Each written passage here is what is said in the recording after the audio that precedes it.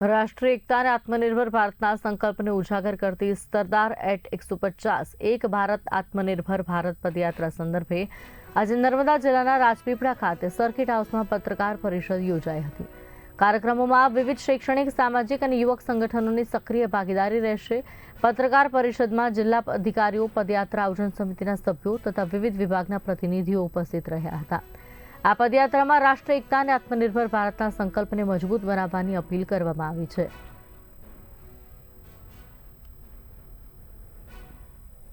નવેમ્બરથી લઈને 6 ડિસેમ્બર સુધી કરમસદથી લઈને કેવડિયા સુધીની એક પદયાત્રા યોજાઈ રહી છે। ત્યારે આ પદયાત્રાની અંદર કેન્દ્ર અને રાજ્ય સરકારમાંથી માન્ય મંત્રીશ્રીઓ ઉપસ્થિત રહેશે અને પદયાત્રામાં ભાગ લેશે।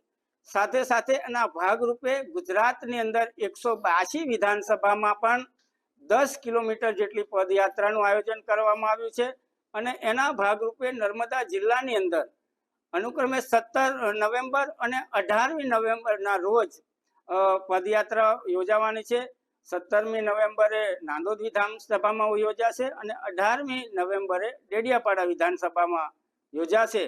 ત્યારે આ પદયાત્રાથી આખા જિલ્લાની અંદર દિવાળી જેવો માહોલ સર્જાશે અને આપણે પણ બધા સાથે મળીને આ ઐતિહાસિક પળોના સાક્ષી બનીએ એવી આપ સૌને હું અપીલ કરું છું, વિનંતી